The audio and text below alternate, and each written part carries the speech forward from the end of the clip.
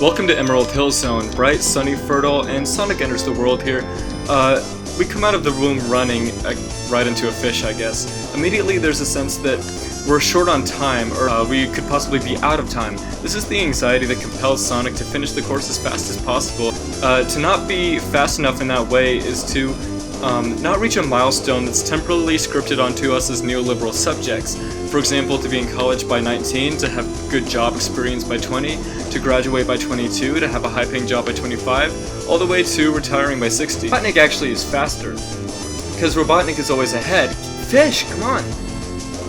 He always has a new machine ready when you beat the last one. According to Sonic 2 and Tails, modernity is a race, and Sonic, although he's obsessed with speed, is losing the race. Empirical data show that upward mobility is an absolute farce, at least in the US. The American dream is this cruel anti-scientific joke. Wealth inequality is rising, the economy gets worse as it grows. People in the US are entering the third year consecutively of lowered life expectancy. Half the planet lives on less than $2 a day. So yeah, we're moving fast, but are things really getting better? Nature can only be a commodity. The essence of nature is simply the biological need for us to reproduce, and to accommodate that reproduction, the economy transforms nature into development. That's also why his name is Eggman. The egg is a symbol of reproduction. Well, okay, let me ask this. What's directly adjacent to the Green Hill habitat we just saw? Robotnik's chemical plant zone. So whatever Emerald Hills were there, they're gone now and replaced with a veritable ocean of toxic runoff. We apparently managed to extract from nature for short-term profit. Shouldn't that be evidence manifest of our righteous dominion over nature?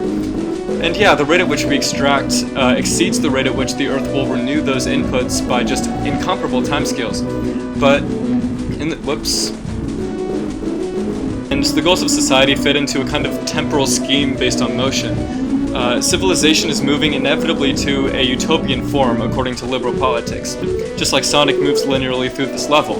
Now, the level, though, has multiple complex paths. It's all interconnected, with secrets scattered all about, and it's too complex to be seen as a whole. Sonic just needs to find the fastest path to progress. And if the technological innovation must improve lives, the manifest destiny, now in the form of the US empire crawling to every corner of the Earth, that must be liberatory for humanity. So the logic goes under neoliberal capitalism, which set these structures in place and drenched them in the language of progress.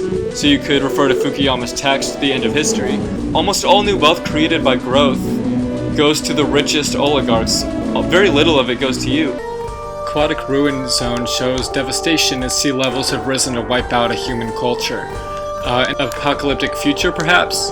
No, an apocalyptic past. And a damaged present. Aquatic Ruin Zone exists to remind us not only that we are on the precipice of global ecological disaster, but we are already amidst crisis. Deadly pollution, natural disasters, ecosystem loss, sea level rise, and the abject failure of distributive systems to prevent this resultant misery. These things are worthy of being lost because they have not kept pace with the movement of capital. I mentioned the relationship between efficiency and speed. Oh, that's cheap, man. So he's not eradicating the natural world, he's taking it and using it. Oh, should he just cede the speed to Eggman?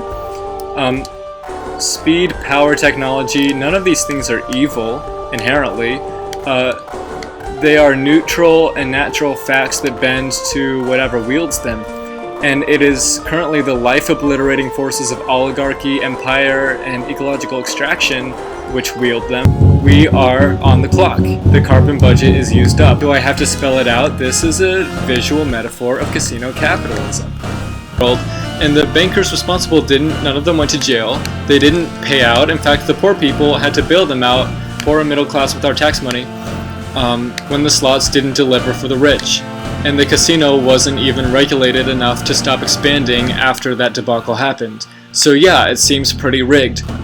So Sonic doesn't really have a choice, does he?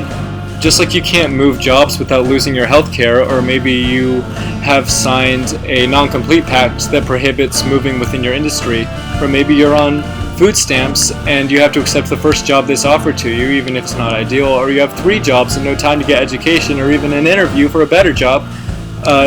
You do not have control over where you move or what you do. Labor supply decides all that.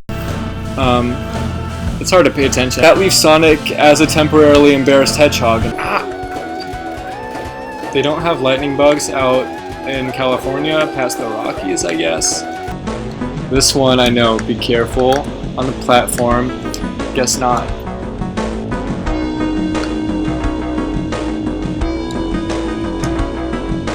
And attempts at intersectionality fail to include class as among those intersections. The octopi here represent the US empire with its tentacles wrapped around the oil-rich world. Seahorse represents just being a seahorse, slip and or slide, given the choice.